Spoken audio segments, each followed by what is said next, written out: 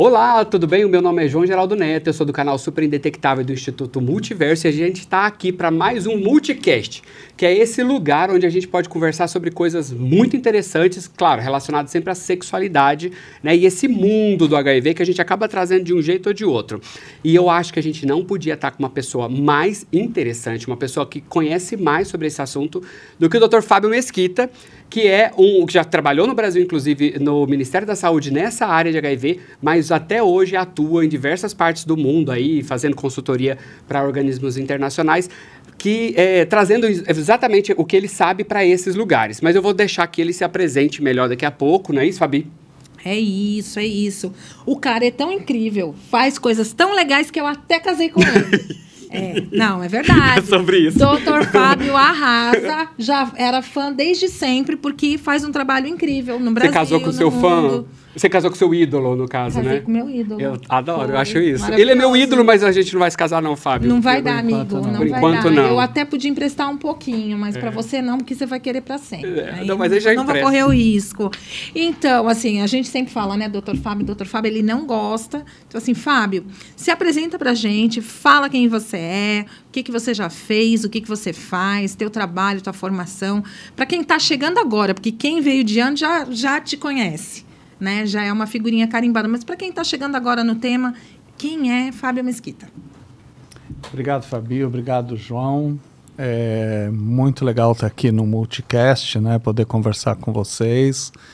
E eu tenho acompanhado assim, o Multicast e estava curioso para estar aqui em algum momento também, né? Então, eu trabalho com HIV desde 1987. Eu comecei a trabalhar, os primeiros casos no Brasil foram em 1984. Eu era um funcionário concursado do governo do estado de São Paulo, trabalhava num centro de saúde.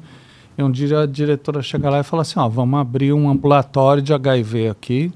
Santos era considerada nessa época, na imprensa, tudo, a capital da AIDS, porque tinha o maior número de casos proporcional à população. Tinha um porto por onde passava toda a cocaína exportada. Se a gente vê matérias recentes, ele continua exportando cocaína no porto, saiu no Fantástico. Saiu agora o dia dele. Domingo, né? Mas naquela época, que era final dos 80, começo dos 90, ficava um pouco da cocaína ali para o consumo e as pessoas injetavam cocaína, por isso transmitiu bastante. Eu comecei assim, aí em 1989 a gente ganhou a eleição no município de Santos, era uma composição, uma frente progressista, prefeita Thelma de Souza, secretário de saúde Davi Capistrano. E aí eu era um quadro político, assim, com muita atividade profissional. Eles me chamaram para ir para a saúde e falaram, vem ajudar aqui a gente na saúde.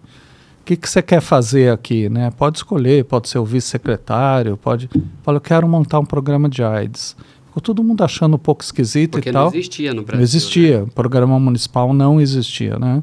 O programa estadual tinha sido fundado em São Paulo em 1984, logo no ano dos primeiros casos. O Dr. Paulo Roberto Teixeira tinha liderado essa fundação. Em 1985, o Dr. Alair Guerra de Macedo liderou a fundação do Programa Nacional. Mas o programa municipal não existia. A gente fundou o primeiro Programa Nacional em 1989, gestão da Thelma com Davi. E fizemos aí uma série de inovações, né? Então, naquela época, a gente começou a distribuir camisinha em toda a rede pública de saúde, a gente montou uma casa de apoio para as pessoas que viviam com HIV e que a família tinha colocado para fora. Naquela época o preconceito era ainda muito maior, então tinha uma série de questões assim. Montamos uma policlínica específica para profissionais do sexo naquela área do porto, porque as meninas estavam lá para trabalhar com as pessoas que vinham dos navios, né? E você já entendia essa coisa de levar o estado aonde as pessoas Exatamente. estão, né? E com o horário que elas podiam, a policlínica funcionava do jeito que elas podiam, fazia atenção integral à saúde da mulher. Era no meio do porto, né? Era bem no porto. Era uma coisa Chamava muito louca. Policlínica do Centro Velho, que é a área ali do centro. E aí a gente fundou o programa de redução de danos, final do primeiro ano da gestão, já em celebração ao Dia Mundial de Luta contra a AIDS, novembro de 1989, a gente lança o programa para tentar controlar a disseminação da epidemia entre pessoas que usavam drogas, distribuindo seringa. E esse foi o boom da gestão, né? O boom, inclusive, dos problemas, né? De tudo, dos problemas, inclusive. Na época, saiu no Fantástico, na Globo, na Folha, na Veja, tudo quanto é lugar que você possa imaginar, mais um pouquinho. Era o que tinha, né? Não tinha tanta rede social naquela época, mas bombou a matéria, a notícia.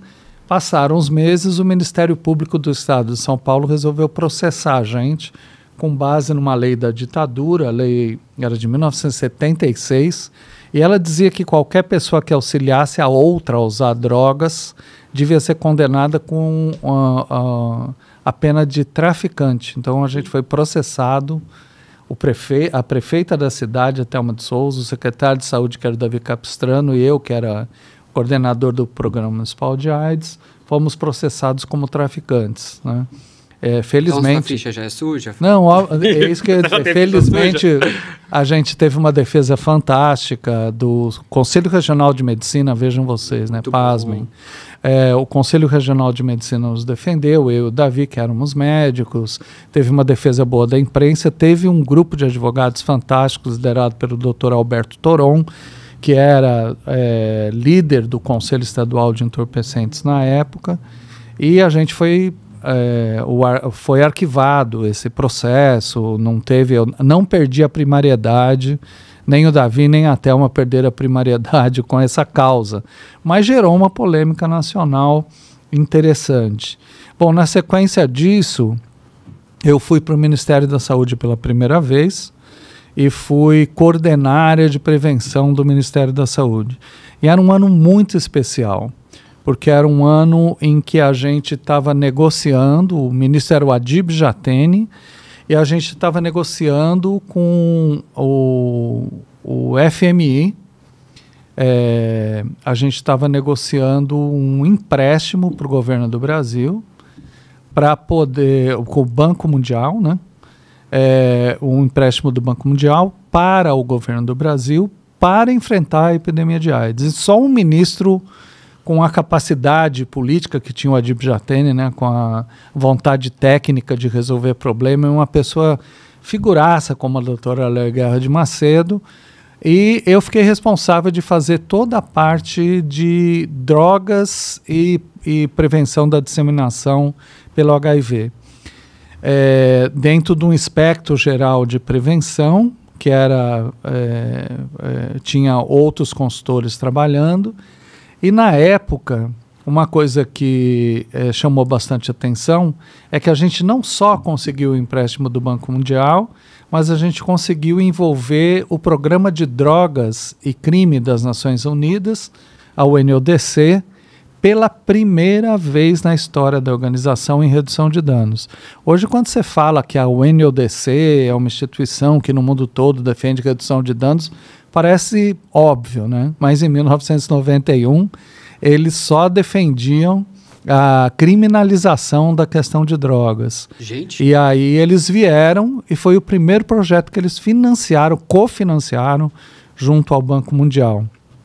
Curiosamente, eu adoro contar essa história, nós fomos proibidos pelo Ministério Público do Estado de São Paulo, não pudemos executar isso numa ideia que surgiu no governo do PT, mas quem conseguiu executar foi o CETAD da Bahia, o Centro de Tratamento de Álcool e Drogas da Bahia, ligado à Universidade Federal, e adivinha quem bancou o primeiro projeto de redução de danos, que foi com esse dinheiro que a gente conseguiu do financiamento do Banco Mundial e da UNODC.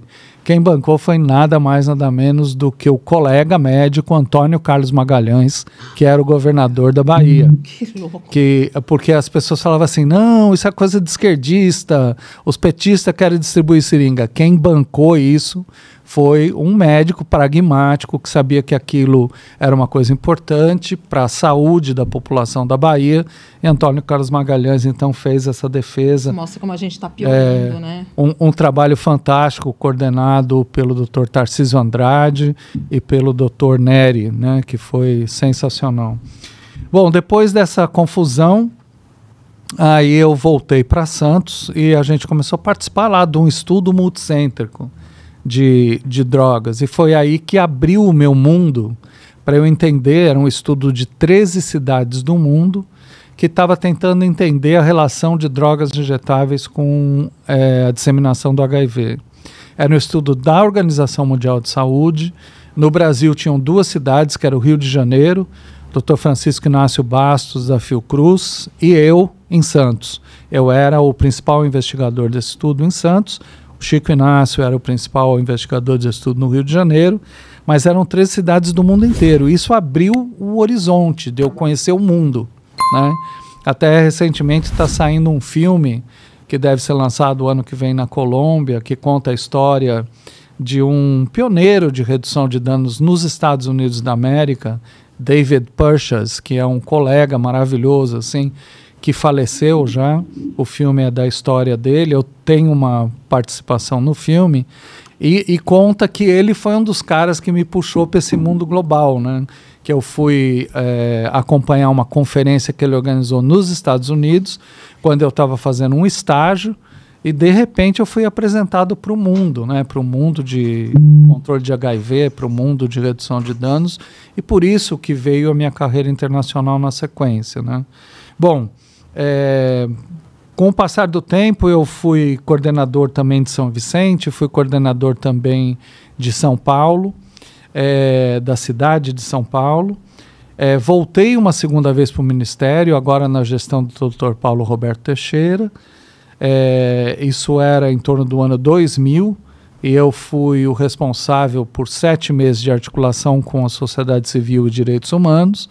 Mas daí nós ganhamos a eleição de São Paulo, Marta Suplicy, sexóloga, prefeita, e eu fui progressista, eu fui convidado para ser o coordenador de AIDS do município de São Paulo. Tinha 25% dos casos de AIDS. Não quero puxar sardinha, não, mas Thelma, Marta, tudo mulher, né? Que puxa essas pautas mais progressistas. E a Marta era espetacular, a Thelma também, sem dúvida nenhuma.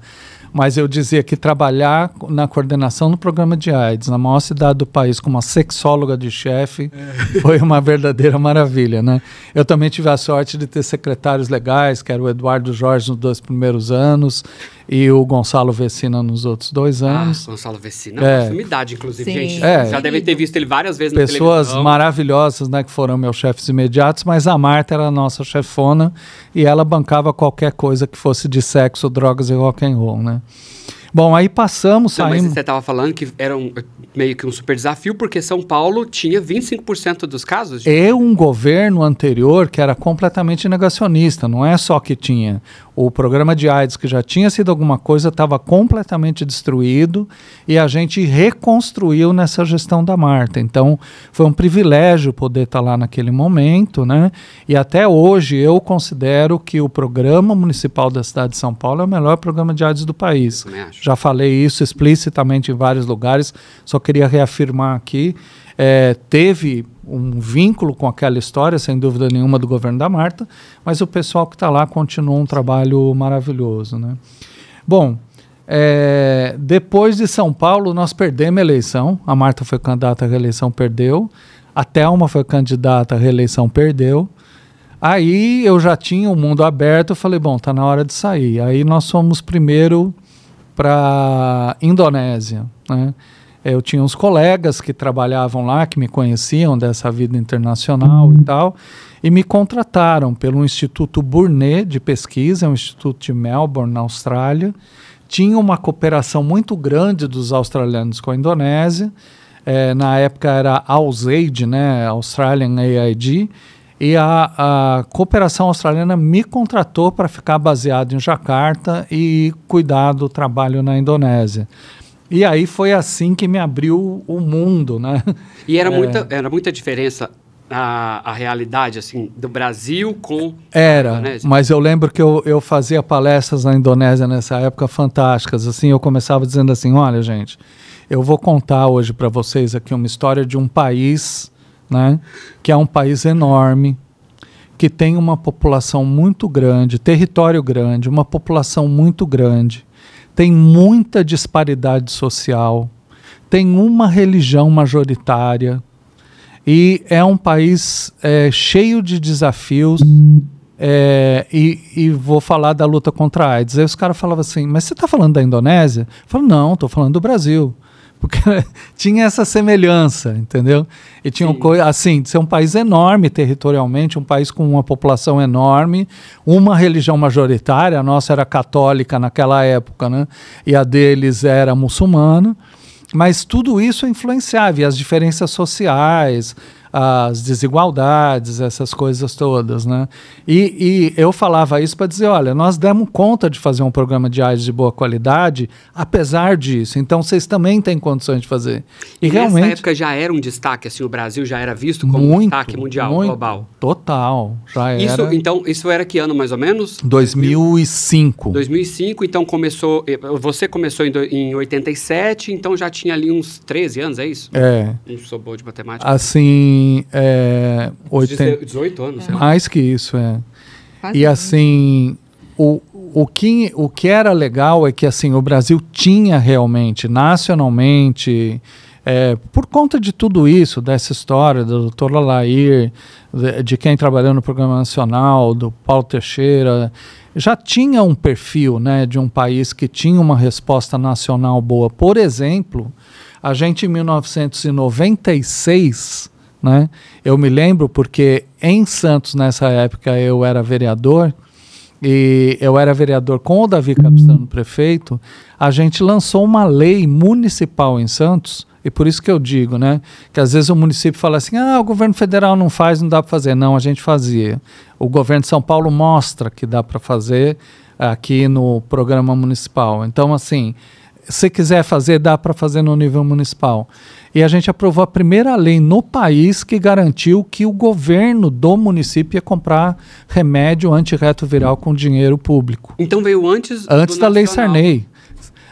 8 meses antes da Lei Sarney. E, na verdade, essa lei municipal inspirou a Lei Sarney. Sim. Eu ajudei a escrever a Lei Sarney, fui para lá mais de uma vez, etc., para discutir isso. E no livro do Ministério que conta sobre legislação, ele fala dessa lei, que era da minha autoria, sancionada pelo Davi, que era uma lei do município de Santos, e depois da Lei Sarney, o livro do Ministério fala dessas duas leis como leis fundamentais na história do antirretroviral, né? De como é que isso foi garantido. Mas, enfim, aí... eu fiquei esse tempo na Marta, daí fui para a Indonésia. Na Indonésia foi muito bacana, assim.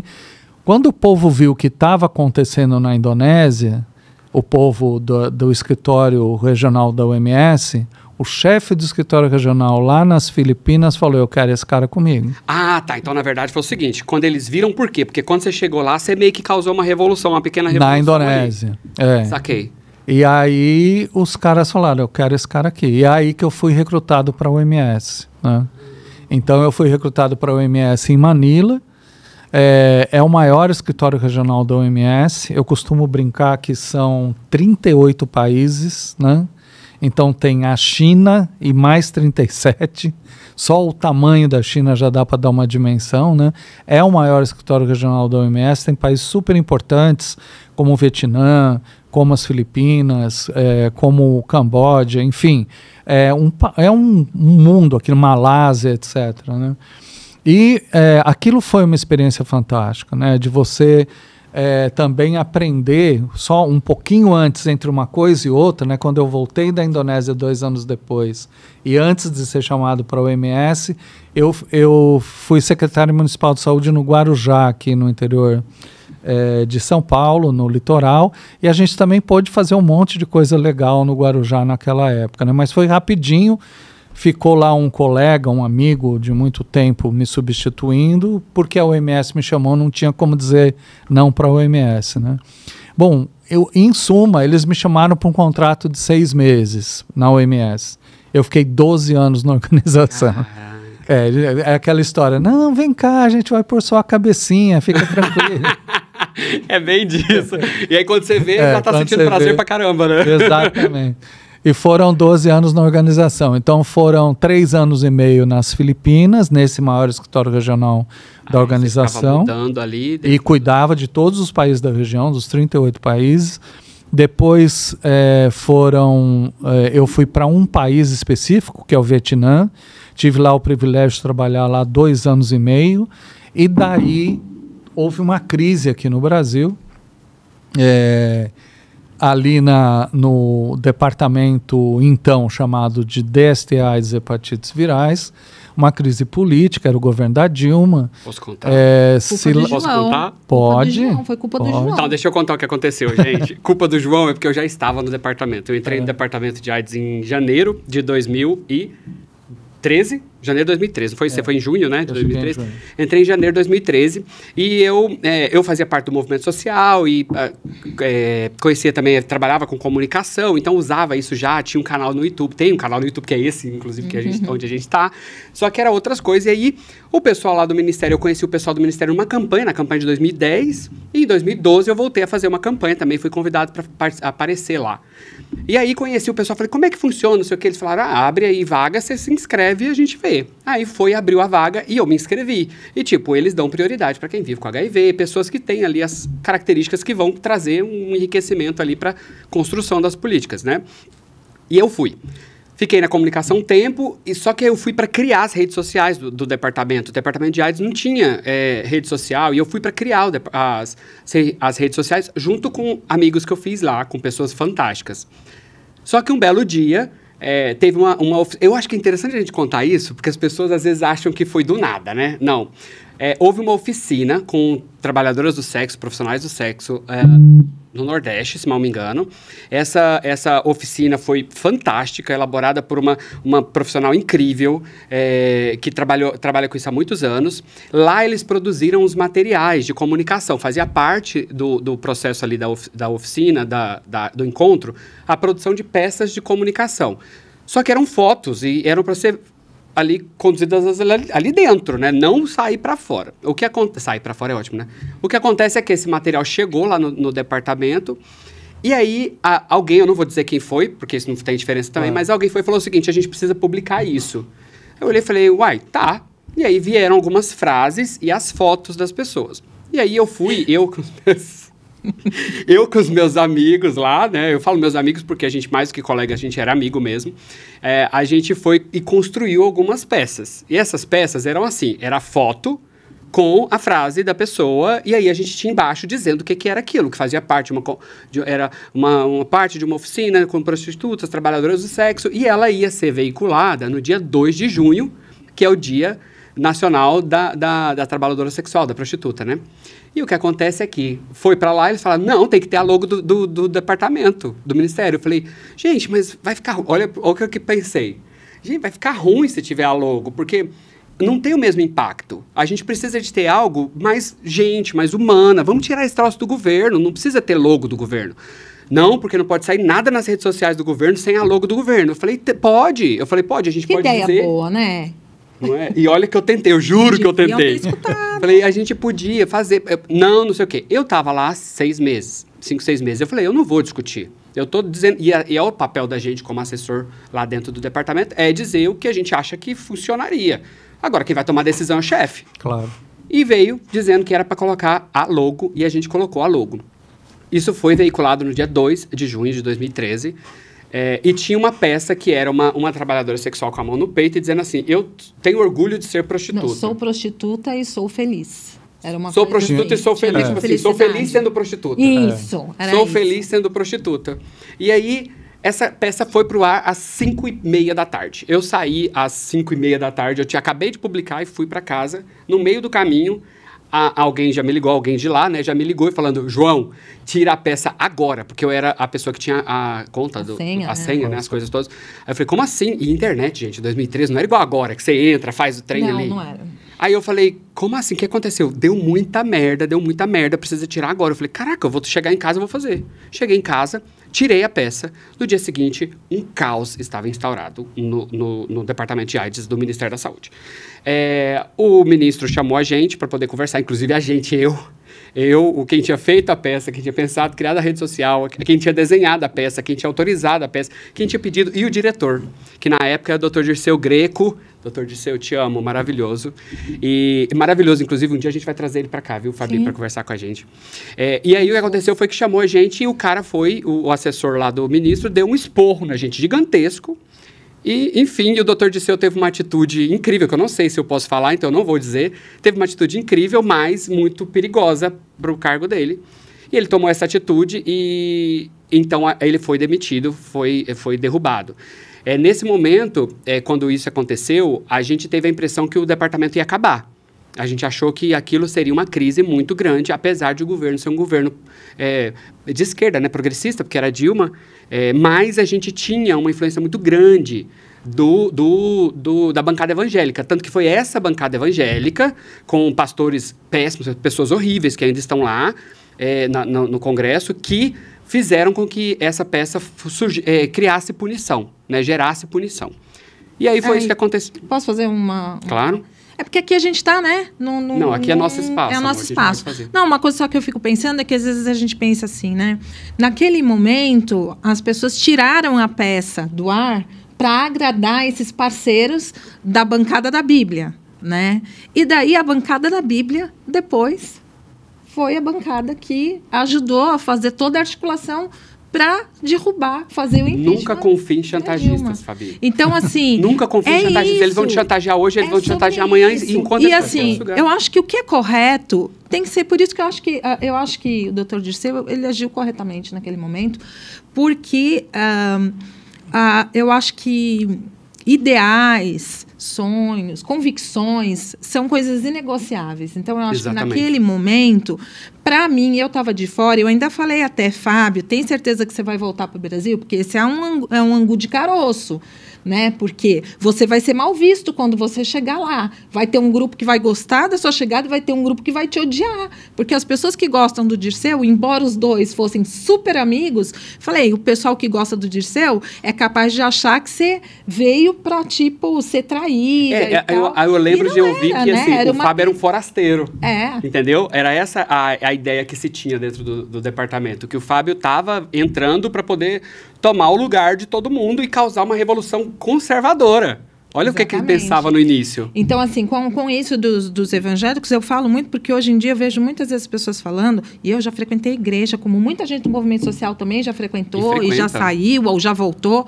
E não é sobre as pessoas, é sobre o fundamentalismo, não é sobre a religião. Assim como eu que vivi num país muçulmano, não tenho nada contra o Islã, não tenho nada contra a religião muçulmana, tenho contra o fundamentalismo em qualquer religião, até no budismo, que muita gente pensa que não existe, e a gente aprendeu que existe, vivendo lá na Ásia. Então, assim, a gente entender que dormir com o inimigo não dá certo, né? Então, quando a pessoa está te chantageando, está te fazendo uma exigência dessa natureza, é claro que hoje ela pede para você tirar sou feliz em ser prostituta, depois amanhã ela vai tirar o negócio da Xuca, depois a PrEP, e cada vez... Depois mandar recolher material de escola. Depois mandar retirar, e no final, né? E até hoje a gente luta aí com a história do... Cadê como é o nome lá do kit gay, a mamadeira de piroca, que nunca ninguém mandou para minha casa. Nunca recebeu Fiquei esperando a mamadeira de piroca, nunca chegou. E aí, no fim das contas, a gente até hoje está lutando contra essas pessoas, né, contra esse grupo, que, na verdade, entrou para dentro de um governo progressista, convidado, né, pela porta da frente. Mas aí deu a merda toda, e aí você vem... Não, aí aconteceu o seguinte, né, assim, primeiro, eu acompanhei um pouco a distância, né, eu estava longe, estava no Vietnã, né. Demorou um pouquinho, uns meses, não foi, para você vir? Não, foi rápido até. Deram 15 dias para a gente chegar no Brasil. E foi uma coisa engraçada, porque assim, eu, como a Fabi falou, eu sou amigo do Dirceu, eu gosto dele, acompanhava o trabalho, etc e tal, e de repente chega o convite para mim. E quando chegou o convite, eu descobri que eles buscaram, porque era uma crise política e era uma crise técnica, eles buscaram várias pessoas que tinham experiência política. Nenhuma delas tinha experiência técnica. Aí eles buscaram várias pessoas que tinham experiência técnica. Eu lembro até dos nomes que foram cogitados, né? Nenhuma delas tinha experiência política. E nesse momento é muito importante ter. Eles porque era uma crise política técnica. Então, foram me buscar.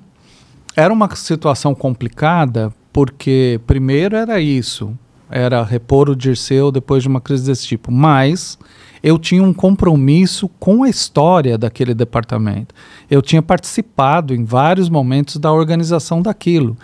E isso que o João falou era o que todo mundo pensava. Se não voltasse, não corresse o risco de reorganizar isso, podia desaparecer. Seria um momento, vamos dizer, pré-Bolsonaro de desaparecimento do departamento, né? Naquele momento a gente tinha condições de recuperar.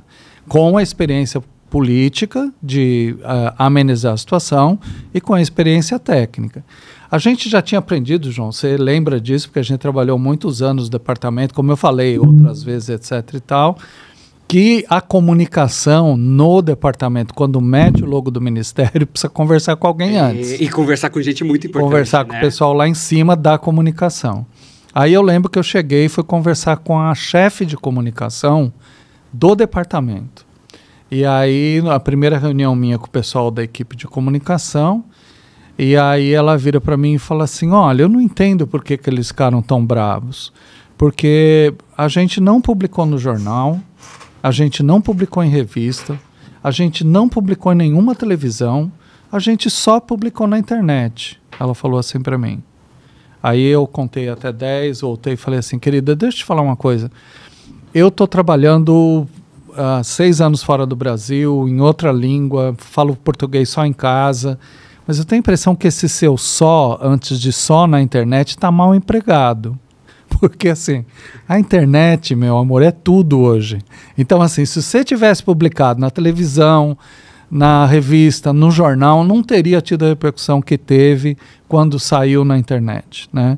E fizemos essa discussão. E um pouco, assim, eu acho que a gente conseguiu não paralisar as coisas, e as campanhas, e as atividades. A gente fez campanha de carnaval, fez campanha do dia 1º, a gente continuou levando a vida, né? Não, na sua gestão? Na minha gestão. A sua gestão foi onde aconteceu um monte de transformação. Exatamente, só que foi uma época em que as pessoas apostavam que a gente não ia conseguir fazer mais nada. Inclusive, É porque a gente achou de fato que seria derrocado. E as pessoas acreditavam, inclusive, que ele chegaria numa situação muito difícil com as trabalhadoras do sexo. Só que o período que a gente ficou na Ásia, o que a gente mais trabalhou foi com as meninas. Inclusive, tinha muitas meninas do Brasil que iam ser trabalhadoras do sexo fora do Brasil. Inclusive, algumas são até madrinha da minha filha, madrinha de casamento. Então, as pessoas tiveram essa expectativa. E, no final das contas, esse setor foi um dos setores que mais apoiou o trabalho do Fábio dentro do departamento e que o Fábio mais o tempo todo. Também, né? Até hoje tem uma conexão fantástica com as meninas de várias organizações, etc. Né? Mas, enfim, essa crise me trouxe de volta para o Brasil, né? Eu fiquei aqui 3 anos e realmente foi uma gestão peculiar, né, João? Acho que a gente conseguiu... Depois eu vou te perguntar, que eu quero que você diga... Gente, isso não é uma propaganda do Fábio, tá? Porque parece claro que a gente fica falando assim, não é, mas é porque eu quero mostrar para vocês o que é possível a gente fazer. A intenção desse momento que a gente tem aqui é que a gente veja a história, a gente entenda de onde a gente saiu, que não foi do nada, né? Foi de muito sangue, suor e lágrimas. Chegamos no momento X...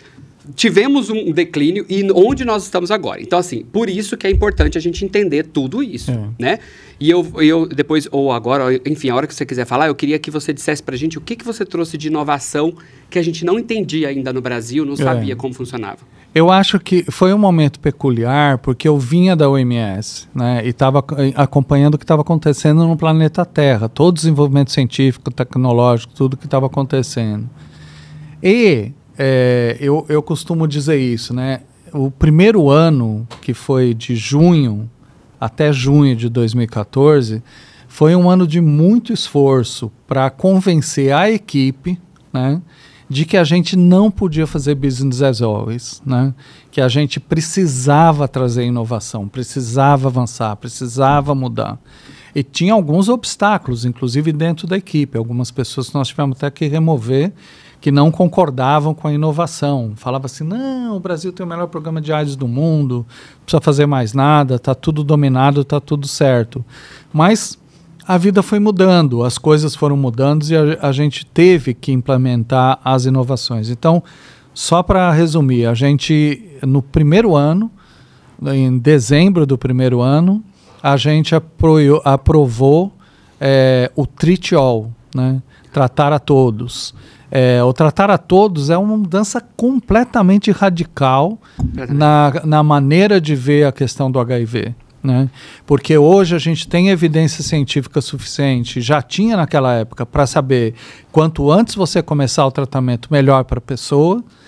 E assim que a pessoa começar o tratamento, pouquinho depois ela tem expressão da carga viral e vai parar de transmitir o HIV. Então era tudo de bom, era tudo de importante. Esse estudo, para vocês saberem, um dos estudos mais importantes é o START, e que tem vídeo aqui no canal explicando ele direitinho como que ele funcionou e como que ele baseou essa construção. Só para se ter uma ideia, a gente foi o terceiro país do mundo a adotar essa política. A gente adotou atrás dos Estados Unidos, 2 semanas só atrás da França, e 2 anos antes da OMS adotar. Hoje é uma política global, mas 2 anos antes da OMS adotar, o Brasil adotou essa política. Mas teve resistência, não teve? Teve muita na época, muita.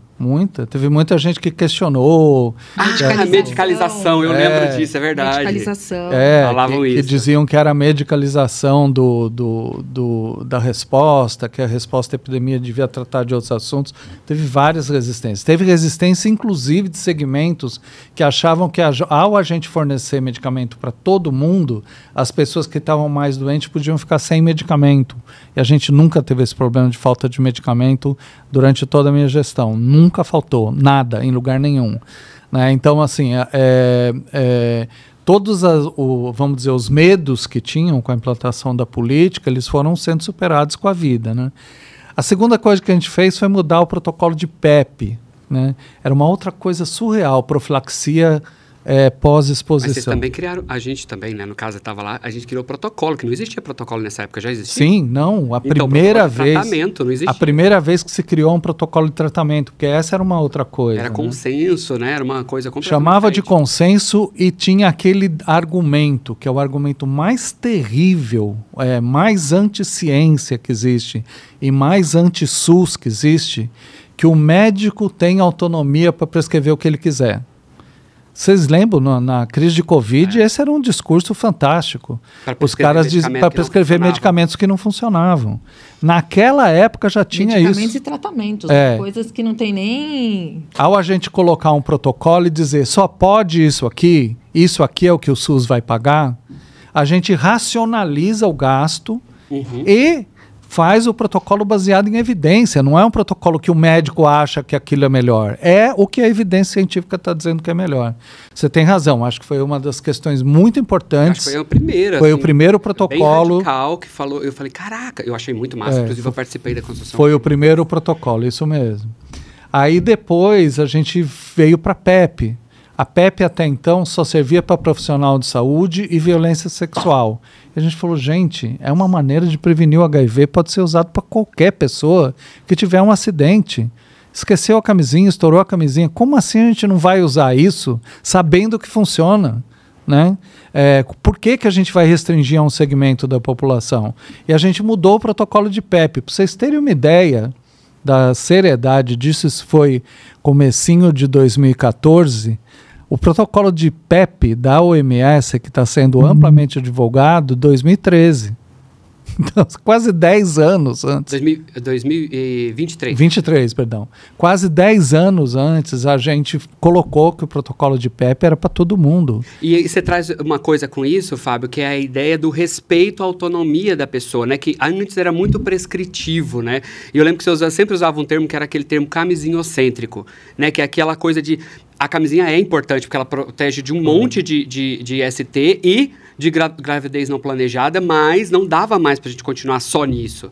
Né? Então, você trouxe essa ideia de, tipo assim, se uma pessoa transou consentidamente com outra, mas ela se sente em risco, ela tem o direito de ter o medicamento para prevenção, no caso da PEP dos 28 dias, né? Aí tinha um protocolo de estudos fantástico, de PrEP, que já estava em curso, era coordenado pela doutora Valdileia, doutora Beatriz, da Fiocruz.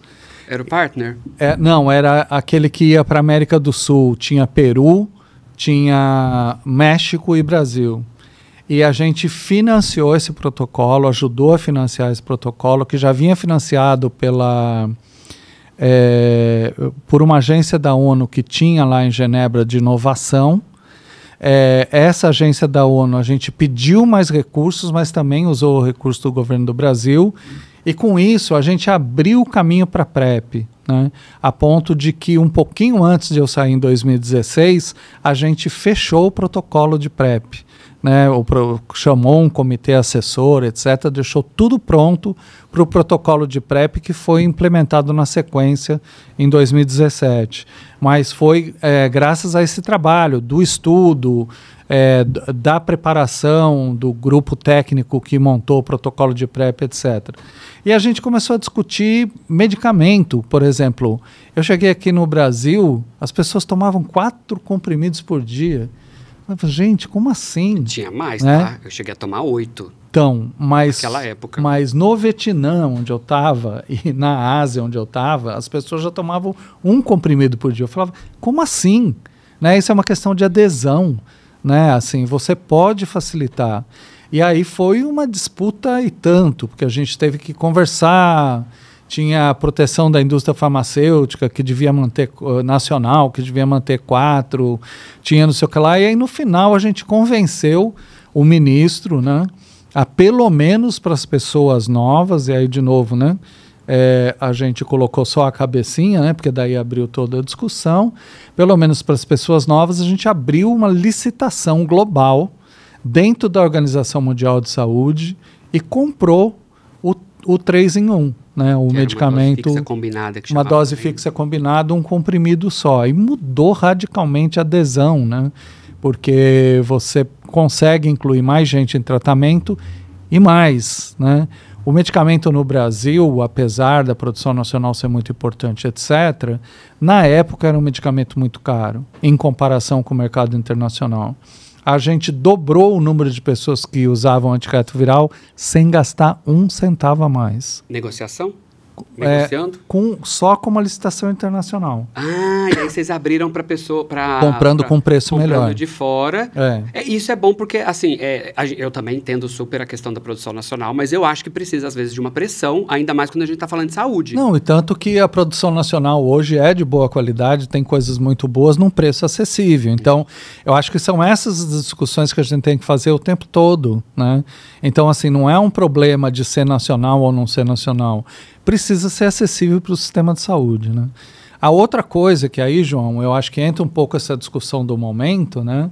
É quando surgiram os medicamentos novos de hepatites virais, os DAAs. Sim, né? Eu me lembro, custava muito os medicamentos antivirais de ação direta. Era caríssimo, custava $140 mil.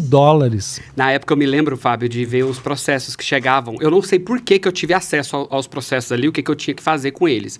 E eu me lembro de ver um que dava R$600 mil, um tratamento que tinha sido judicializado. Porque era isso. E era isso, né? Era $140 mil fora do Brasil. Sistema. Você não Imagina um paciente, Desse jeito, você conseguia 600 tratar mil reais. E um monte de gente. E aí depois que a pessoa descobre que judicializando ela pode ter o direito, abre o precedente e aí todo mundo começa a seguir. Mas e aí caminho, você sobrecarrega um sistema então, e não consegue atender. Faz sentido, Exatamente. faz muito mais sentido você encarar que isso é uma coisa que precisa ser tratada e discutida e correr atrás da solução. Né? Aí o que aconteceu? A gente foi negociar, eu pessoalmente fui negociar durante a conferência de AIDS de 2024 com os CEOs da indústria. 2014. 2014. Foi perdão. onde? Eu não lembro se foi Vancouver ou na Austrália. 2014? Foi da Austrália. Da Austrália. É. E a gente foi negociar com CEOs da indústria farmacêutica. Foi a primeira que eu fui, inclusive. A gente foi negociar pessoalmente. Eu, pessoalmente, fui negociar. Que essa é uma das funções da conferência, né? Que Sim, a gente já falou sobre isso. Porque daí você consegue baixar o preço. E a gente conseguiu o mesmo medicamento que custava $140 mil nos Estados Unidos e na Europa por $7 mil. Sendo que o medicamento anterior, que só curava 50%, já pagava $6 mil. Nós pagamos $1.000 a mais para curar 95%. Então, assim, essa coisa de que, não pode, é preço muito caro, não dá para comprar, não dá. Negociar, o Brasil tem poder para negociação. O Brasil é um país enorme, que tem poder de compra, que vai comprar para o sistema inteiro. Então, tem poder de negociação, e tem de poder preço. político também, né? Tem um poder de pressão, tem Gente, o Brasil é um país muito poderoso. É um país poderoso. E a gente tinha tido uma colega minha anteriormente, a doutora Mariângela, né, que tinha, por exemplo, foi a primeira vez, né, que entrou com uma licença compulsória contra o medicamento, porque a indústria não queria rebaixar preço. Fala um pouco disso aí. Isso aconteceu, foi em 95? Foi bem antes da minha gestão. Foi em 95 que aconteceu? Eu não lembro exatamente a data, Jones. Que foi o Collor. Não, era Collor. Não era Collor. Eu não me lembro quem foi. Deve ter sido. Mas teve um presidente. Eu acho que era o Serra e o Fernando Henrique, eu acho. por aí. Licença eu não tenho compulsória, certeza. Ou era aquele bonitão com o Lula. O Temporão. Temporão. Era o Temporão. Temporão e o Lula. Você tem razão. O bonitão é sempre Temporão. Não, você tem toda a razão. Era o Temporão. Exatamente. Aí o Lula propôs, na verdade, a presidência propôs, a Câmara aprovou, e aí o ministro era o Temporão e o Lula assinou, então, aquela lei de quebra da patente de um medicamento, que é muito famoso, a gente não vai falar nome de medicamento aqui, mas era um medicamento que na época era um medicamento caríssimo, caríssimo. E que a indústria não queria negociar Não queria baixar o preço. Aí o presidente falou assim, o presidente e o ministro falou, vocês não querem baixar? Então a gente vai saber o que tem nesse produto e vai produzir ele por a gente mesmo. Então, assim, eu acho que são exemplos de que você pode negociar, você pode. O Brasil teve um papel fundamental na OIC, na Organização Internacional do Comércio, sempre negociando preço de genérico, negociando... assim, a gente tem capacidade de negociação, tem transferência de tecnologia, tem política de parceria. A gente não precisa ficar nem chorando, nem forçando a barra. Dá para conversar, entendeu? E com qualquer segmento da indústria farmacêutica. Aí as pessoas falam assim, mas tem empresas, tem áreas de pesquisa, unidades de pesquisa brasileira que têm capacidade de produção. Possivelmente pode ter capacidade de produção em 10 anos, em 12 anos, mas tem coisas que são imediatas. Pega o exemplo da vacina, né, do Covid-19. Né? A Fiocruz fez a negociação da vacina e comprou a vacina da Grã-Bretanha. Né? Porque precisava, era urgente, não dá para esperar 10 anos para produzir vacina. Né? E o governo de São Paulo comprou a vacina da China. Então, assim, tá tudo bem, entendeu? Assim, compraram vacinas eficientes que tinham resultado e foram, a Fiocruz comprou da AstraZeneca, a São Paulo comprou da China. E está tudo bem, foram vacinas que salvaram milhares de vidas. A gente não pode ficar esperando o dia que a produção nacional resolver isso, entendeu? Então, assim, eu acho que são coisas que a gente precisa ter essa flexibilidade, é só isso, né? Saber que a indústria nacional é fundamental, é estratégica. Eu recentemente visitei uma indústria nacional, fiquei muito contente de saber que eles estão produzindo até já os componentes farmacêuticos, não só os medicamentos, que era uma coisa que a gente vivia na mão dos indianos e dos chineses, né? A gente está numa fase muito interessante aqui no Brasil nesse sentido, mas vamos colocar uma peça de cada vez e vamos cuidar das pessoas, né? Se tiver uma forma de cuidar de alguém hoje, não precisa esperar até daqui 5 anos para fazer a mesma coisa. Só para vocês entenderem a gravidade disso, a importância que é produzir tudo para os insumos para a produção dos medicamentos. Aconteceu há um tempo atrás, alguns anos atrás, a falta de penicilina, o principal medicamento para tratar a sífilis. O que acontece é que os países que produziam penicilina reduziram a produção. E aí reduziram a produção porque era barato demais, porque a penicilina é, tipo, muitos anos atrás já produzida. É um antibiótico comum, muito comum, a benzetacil, né? Aí eu falei o nome de medicamento, mas enfim, esse aí a gente pode falar. E aí o que acontece é que faltou e a gente não conseguia receber. E a gente ficou vários meses sem receber suficiente.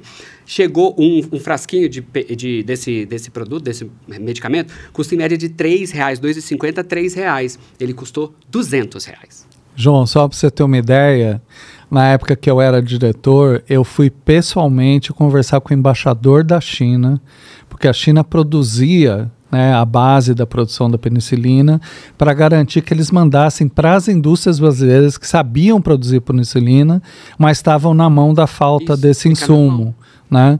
E aí a gente conseguiu equacionar o programa naquela época conversando com o embaixador da China, porque senão não teria condições. Isso porque o embaixador da China na época era simpático ao governo do Brasil, etc e tal, era o governo da Dilma, com a embaixada da China nós conseguimos trazer o insumo para a produção de penicilina. Mas olha que loucura, mas né? É importante pensar nisso, porque às vezes a pessoa acha que quando ela vai para a área da medicina ou da saúde, ela vai só cuidar, entre aspas, né, da doença, do cuidado.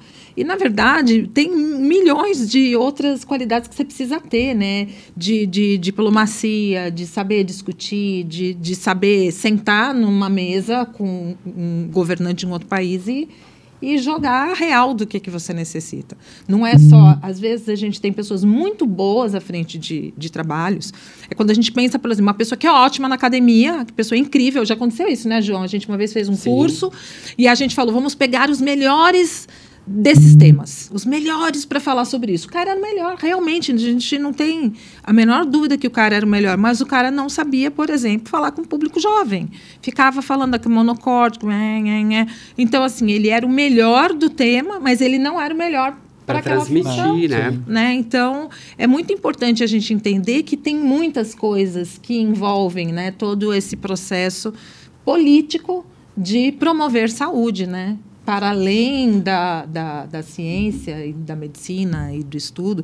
E, inclusive, uma coisa que eu fiz a crítica, né, e vou falar toda hora que eu tiver oportunidade, quando a gente foi para a conferência agora de Munique, e que tinha um crachazinho, né, dos profissionais de saúde e um crachazinho dos não profissionais de saúde, e que eu nunca sei o que é o não alguma coisa. Né? Porque, na verdade, como se os profissionais de saúde fossem os únicos que pudessem jogar um papel importante na luta contra a AIDS. E, na verdade, não.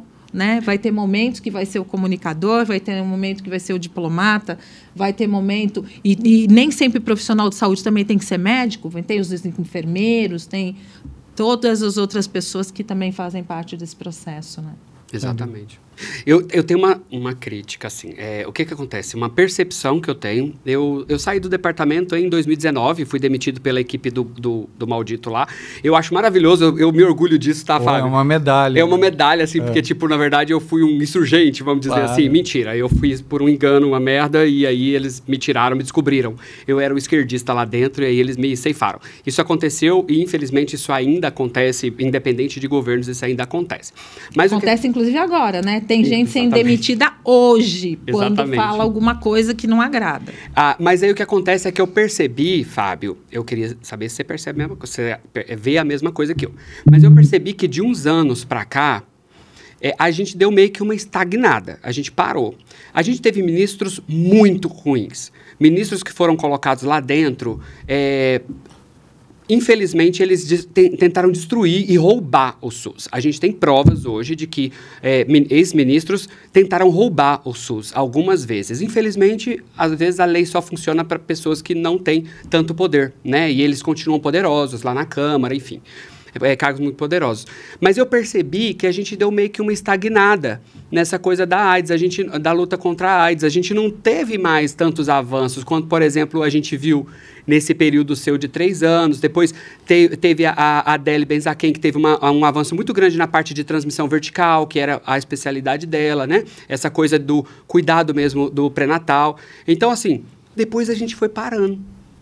Até que a gente chega hoje, num momento aonde a gente teve, é uma crítica que eu faço, e tipo, eu vou fazer, enfim, a gente teve uma única alteração no protocolo de tratamento nos últimos 4 ou 5 anos, que é o que a gente conseguiu fazer. A gente, como sociedade, é isso só que a gente conseguiu fazer nesses 5 anos? Aí eu não estou entendendo o que está acontecendo, sabe? Então, essa é a minha crítica, eu fico, às vezes, até meio alterado. Mas eu queria saber se você enxerga desse jeito, fique super à vontade para dizer que não, tá? Se você enxerga dessa maneira também, uma estagnação... E posso fazer uma parte na sua pergunta, que é só uma contribuição?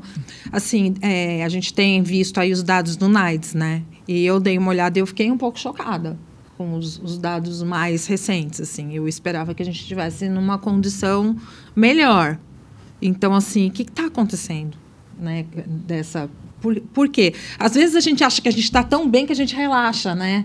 E aí, enquanto a gente relaxa, a coisa que é isso, né?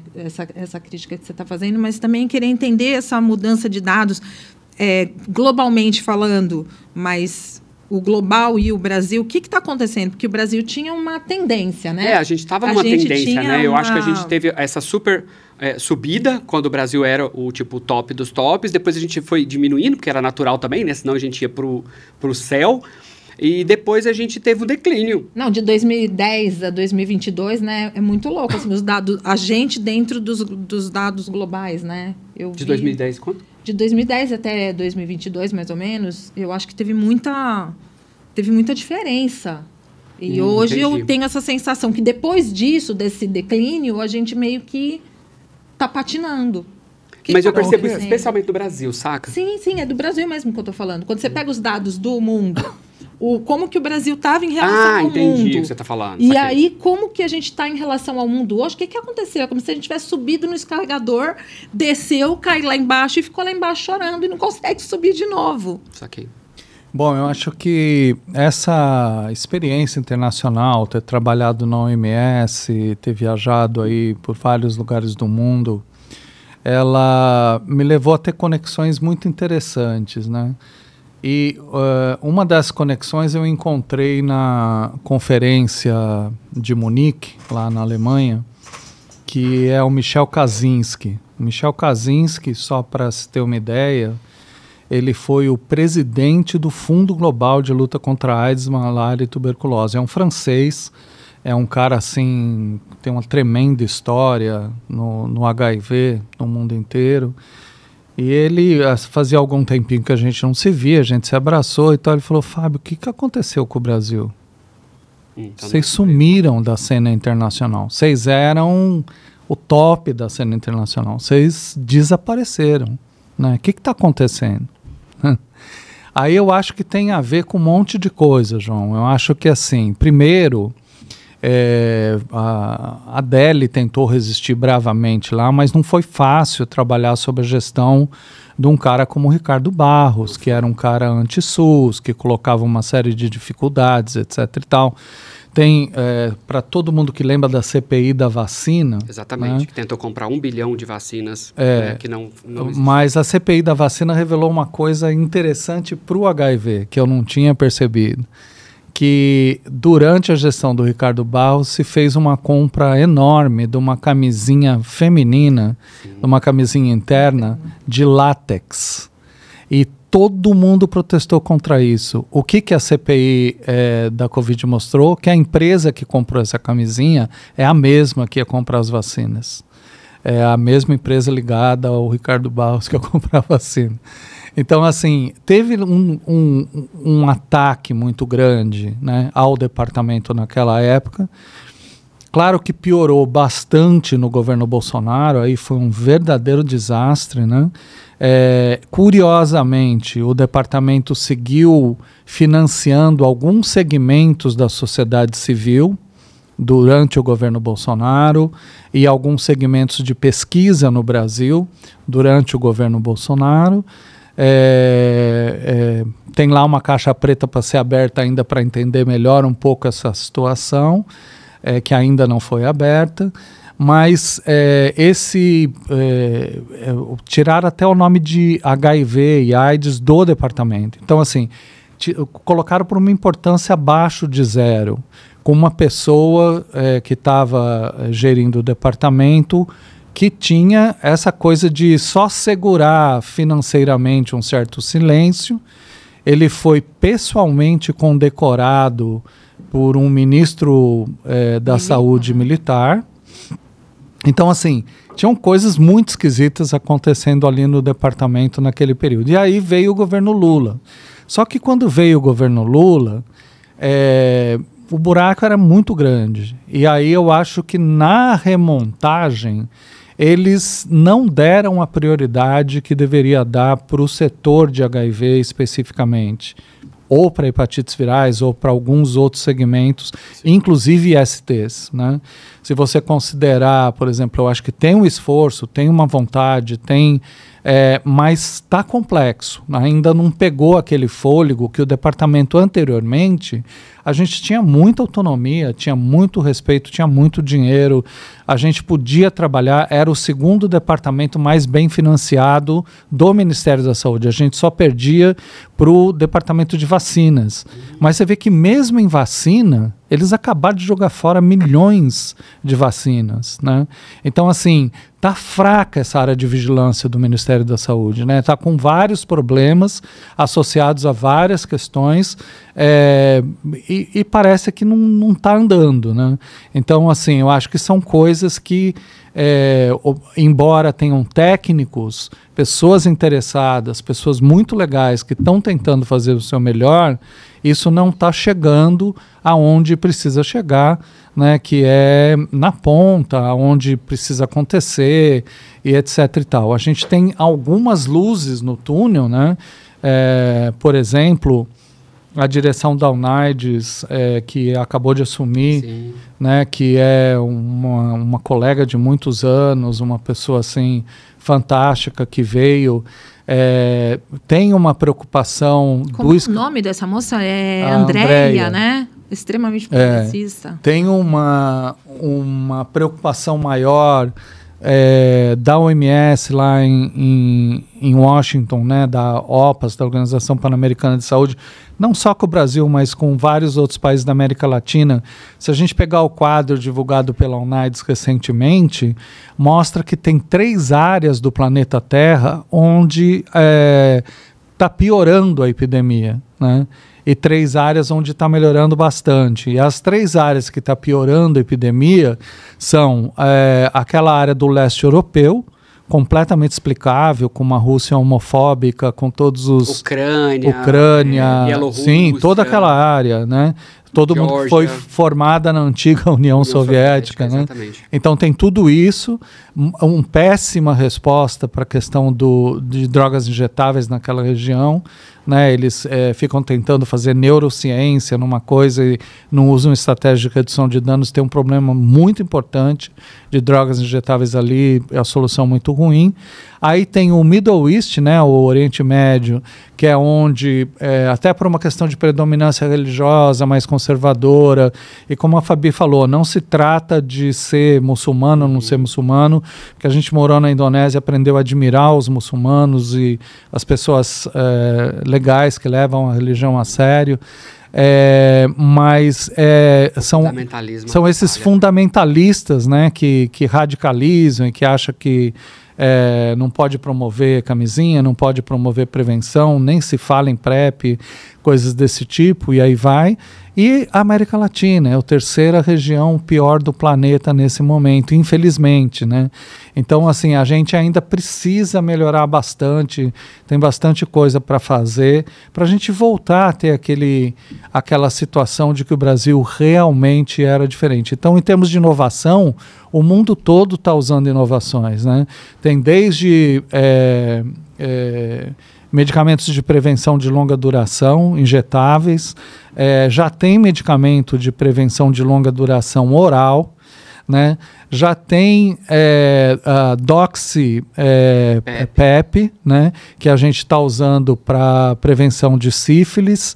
A sífilis está bombando aqui no Brasil, a gente ainda tem muito caso de sífilis congênita, né? Você falou do pré-natal, que melhorou naquela gestão da Adele, mas agora caiu tudo de novo.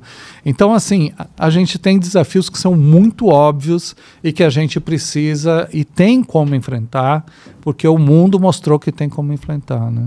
Eu queria aprofundar um pouco mais nisso aí que você falou, dessas tecnologias, mas eu também queria lembrar que a PrEP, profilaxia pré-exposição, que é aquele comprimidinho, gente, azul, que a pessoa que não vive com HIV toma todos os dias para se prevenir ou toma por demanda. Quando ela vai transar, ela toma ali 2 comprimidos 2 horas antes de transar, depois ela toma mais um 24 horas depois, mais um outro 48 horas. Isso é por demanda. Então, existem essas 2 formas de tomar a PrEP. A PrEP já faz parte da política pública do Brasil. Como o Fábio falou, esse protocolo foi escrito lá em 2014. Foi escrito, né? Porque não existia o protocolo ainda. Só que eu vejo, Fábio, eu tenho... meus namorados, eles tomam PrEP, né? E eu já percebi como que... E os meus namorados anteriores também tomam PrEP. E eu percebo a dificuldade que é disso. O meu ex-marido levou 4 meses para conseguir a PrEP em Brasília. O meu ex-namorado teve que sair de Brasília e ir para Goiânia para conseguir tirar a PrEP. Outras pessoas que eu conheço estão em fila esperando para tirar a PrEP, exceto em lugares muito específicos. Por exemplo, Goiânia funciona um centro de saúde, que é o HDT, que é maravilhoso, que é um centro de referência do Centro-Oeste, mas é o único lugar. Aí você vem para São Paulo, onde tem PrEP na rua, maluco. A pessoa vai lá, tá passando o tipo tem assim... máquina de PrEP. Tem máquina de PrEP. É espetacular. Espetacular. A máquina de PrEP é espetacular. Então, assim, você pega o celular, manda uma mensagem, ele te liga, o médico te dá a consulta, você apresenta para ele um autoteste que você pegou no postinho de saúde, ele dispensa a PrEP para você para um mês, você faz os exames, já te indica os exames, medicamento, tudo. Aí eu fico pensando, caraca... E você está falando dos seus namorados, você está falando, né, desse métier... Ciclo, né, que já conhece, é um pessoal né? que tem informação. E aí você está falando também de uma galera gay, né? Sim. E a gente que não transa, né? Que mulher não transa nesse país, gente. Mulher não transa, mulher não faz sexo. Se não for puta, né, Fabi? Porque só as prostitutas que transam, e ainda assim são deixadas de fora. É verdade, só as prostitutas, só as manas que trabalham com isso. E mesmo assim, várias delas, quando vão buscar, elas relatam que o tratamento é como se elas fossem pessoas promíscuas. É um tratamento de que vocês têm direito porque vocês são promíscuas. Então, a mulher ou ela é promíscua, né? Ou ela é puta ou ela é santa. O sexo não é uma coisa que faz parte do nosso prazer, da nossa vida. Eu posso ser casada e ter uma relação estendida e ter experiências abertas, ou eu posso não ser casada, por que uma mulher não pode ser trisal também? E todas essas questões. Então, assim, se para você é difícil, imagina para nós, né? Tá difícil o PrEP no Brasil. E o que tá... É exatamente isso. Inclusive, por exemplo, quando a gente compara a distribuição de PrEP no mundo, a América Latina está muito mal, né? E o Brasil também está muito mal. E está mal por conta desse acesso limitado. Esse acesso é só para quem tem muita informação em alguns serviços que estão funcionando. Mas não era para ser isso, né? E mesmo para quem tem informação, não tem, às vezes, a PrEP. Às vezes não tem. Então, o mecanismo de prevenção, ele tem que ser um mecanismo disponível de uma maneira simples, né? E sem complicação, sem preconceito, sem julgar se a pessoa é promíscua ou não é promíscua. Tanto faz. Se a pessoa está buscando um instrumento de prevenir uma doença tão importante como a AIDS, né? Como é que você não fornece isso, não deixa fácil, não faz o que tem feito, por exemplo, a Prefeitura de São Paulo, ou você falou dessa unidade de saúde de Goiânia, enfim. Isso tinha que ser um fenômeno nacional, tá? Em todo lugar. Na capital federal, onde é a sede do Ministério da Saúde, pelo amor de Deus, né? Não dá para... E existe uma confusão muito grande na difusão dessa informação. Né? Eu que não vivo com HIV e que, portanto, tenho uma outra bolha, né? das mulheres pansexuais e tal, mas é uma outra bolha, que é assim, acaba passando a ideia de que o que faz você correr risco é a quantidade de vezes que você transa. Sim. E, na verdade, não tem nada a ver com a quantidade de vezes que você transa, porque se você transar uma vez com uma pessoa que não é indetectável, é claro, e pode ser o seu marido, por exemplo, é suficiente para você se infectar. Então, para além da questão de ser mal feito, que eu acho que é mal feito, eu acho que tem uma questão conceitual que ainda não ficou elucidada para esses profissionais de saúde. Ideológica também. Ideológica. Mas está muito associada à falta de capacitação continuada, à falta de treinamento, de insistir que, assim, política, né, Fábio? É uma educação continuada, não tem jeito, assim, tudo bem, na faculdade formaram eles muito mal, obrigado. Agora, a gente pode recuperar isso no serviço público de saúde, né? A gente falou tanto, né, de contra preconceito, não sei o que lá e tal, a gente, é como se fosse um passo à frente e 2 passos atrás o tempo todo, né? Então, a gente de verdade precisa melhorar bastante essa estrutura. Que saudade daquele período que a gente trabalhava a pauta zero discriminação em parceria, né? Era ONU, né? Era o NAIDS, mas não era nem só a ONU, várias agências da ONU, ali era a ONU, Ministério da Saúde, e a gente fazia um trabalho. Isso também eu não vejo mais, né? Eu não tenho visto mais essa parceria do Ministério da Saúde, por exemplo, do governo, né, nessa área do HIV. Eu não tenho visto. O UNFPA está fazendo um trabalho incrível, maravilhoso, mas às vezes eu acho que muito mais sozinho do que até nessa parceria, sabe? Eu vejo muito mais o UNFPA trabalhando do que as parcerias da forma como eu gostaria de ver. E sinto essa falta, né? Porque era um trabalho tão bonito, eram tantas agências, movimento de sociedade, a sociedade civil participava muito mais das decisões e da construção das políticas. Como que você, né, a gente pensar que a gente está agora num governo assim, supostamente tão democrático e a gente ainda não... Eu, por exemplo, nunca participei de nada, né? Eu não fui chamada até hoje para nenhuma atividade.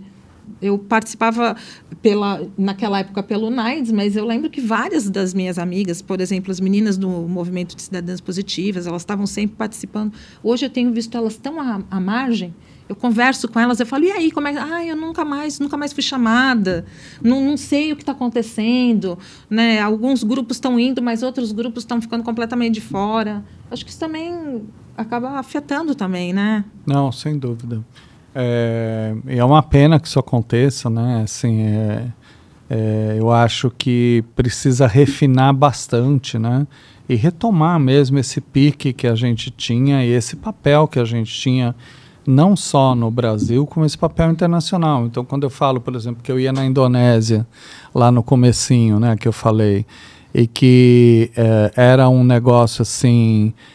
que eu falava do Brasil e eles achavam que eu estava falando da Indonésia, eu falava, dá para fazer, porque nós fizemos lá. A gente era um exemplo para muitos países, né? Eu acho que a gente precisa retomar esse pique, vamos dizer assim, para o nosso país mesmo, mas também para outros países, né? Sabe o que eu percebo também, Fábio? Dentro, assim, enquanto eu te perguntei, né, essa coisa, mas, óbvio, eu também tenho uma percepção.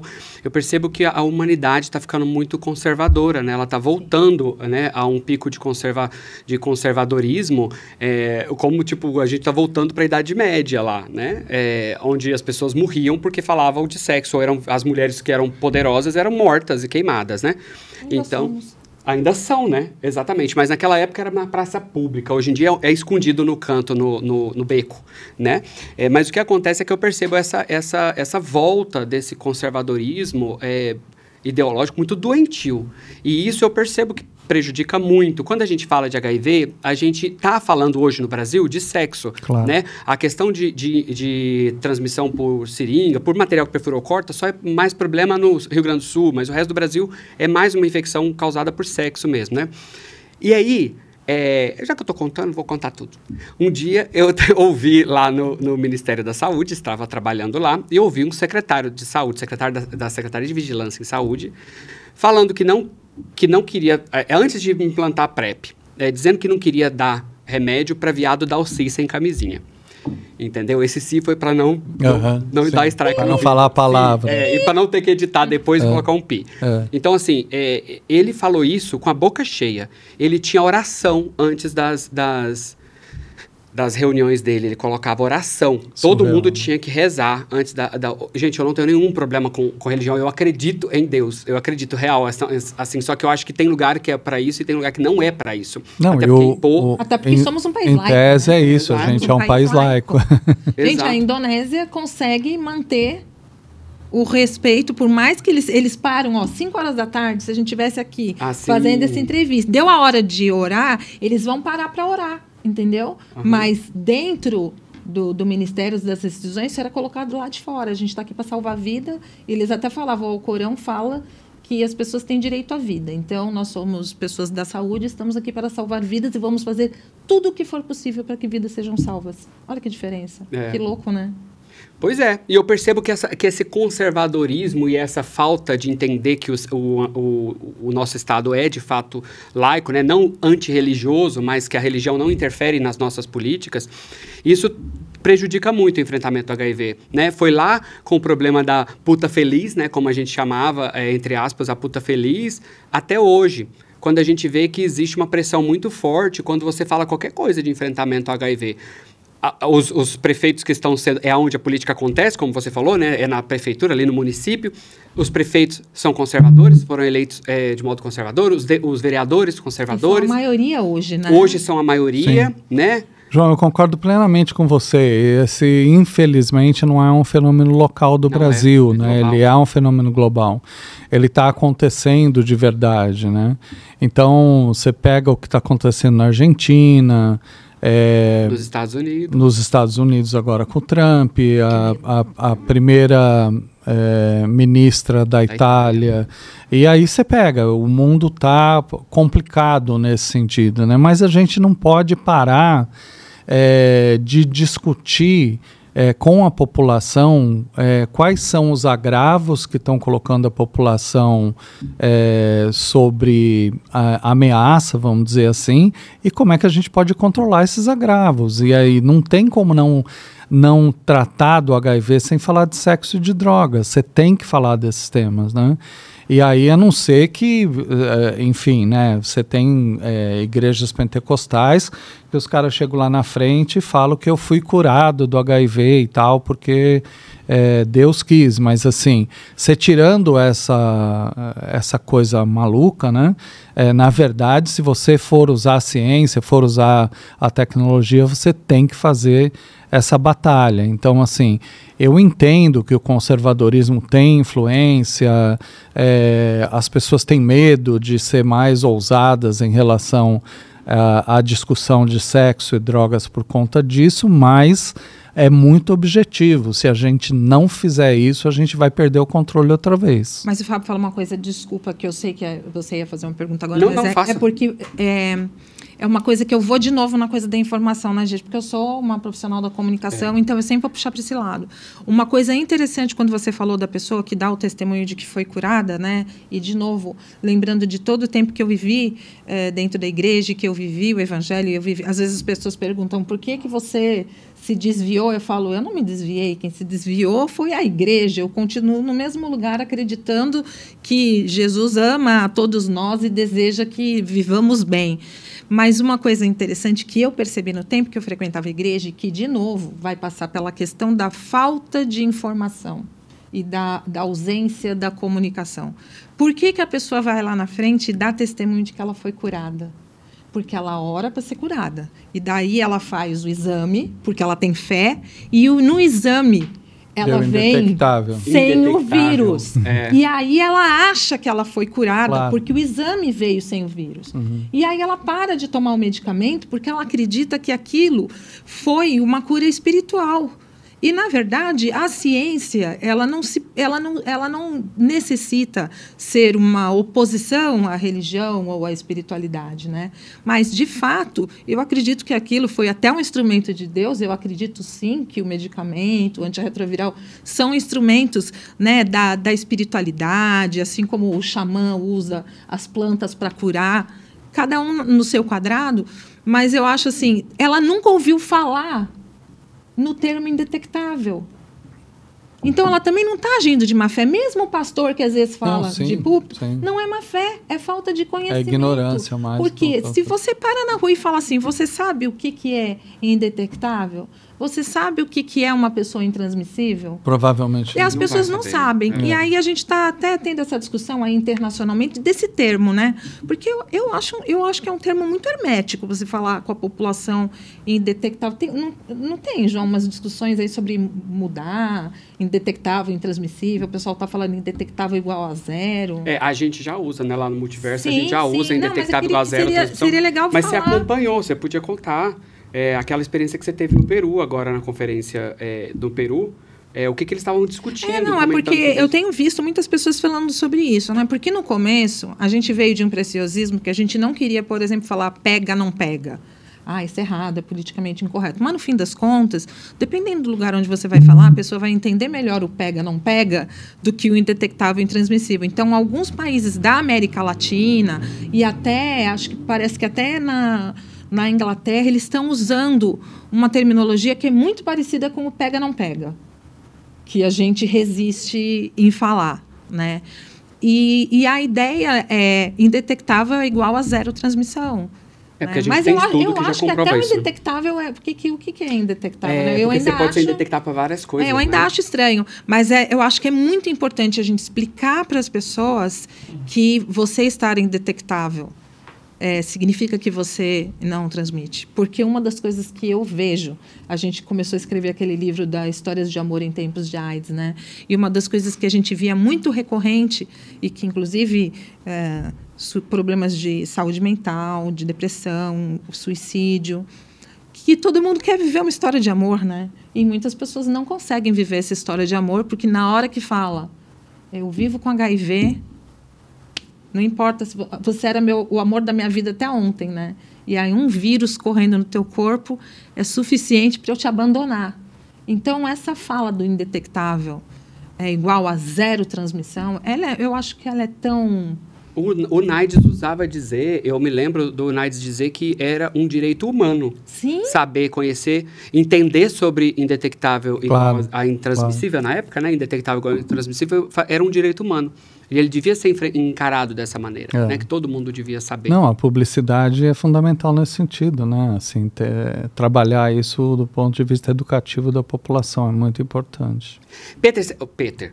Ixi, gente, deixa eu falar. Veio o Peter na minha cabeça. Peter, só para vocês saberem, esse estúdio aqui foi emprestado pelo Peter e pela Andresa, Peter Jordan, que é um querido, que sempre ajuda a gente, né, Fabi? E agora veio o nome dele na minha cabeça. Mas o Fábio, é outro chefe, é que o Peter já foi meu chefe e o Fábio já foi meu chefe. Freud explica.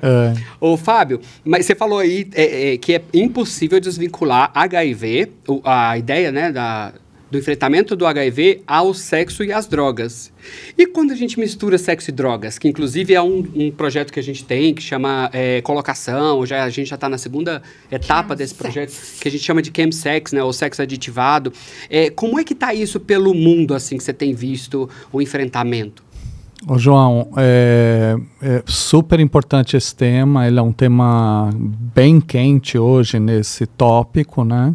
Ele é chamado de sexo químico, ou chemsex, ou chemsex, né? Que no inglês seria isso. E o chemsex, o sexo químico, ele está acontecendo no mundo inteiro. As pessoas tomam drogas estimulantes, que misturam, inclusive mistura com Viagra, com outras drogas, às vezes mistura com álcool, vão para as baladas, ficam nas baladas 2, 3 dias juntos, um monte de gente transa com um monte de gente e não usa preservativo. Às vezes algumas pessoas chegam até a injetar metanfetamina em conjunto e trocam seringas e coisas desse tipo. E falham PrEP, né, Fábio? Exatamente. Ou não usam PrEP naqueles dias, coisas desse tipo. Então, o que está acontecendo? Alguns países já têm uma política pública sobre o tema. É o caso da Grã-Bretanha, da Inglaterra. A Grã-Bretanha e a Austrália já têm políticas públicas sobre o tema. O Ministério da Saúde já soltou uma política, etc., de redução de danos que trata desse tópico. Aqui no Brasil só tem 2 organizações que estão trabalhando temas. Uma é vocês, do Multiverso, né? E o outro é o Edley.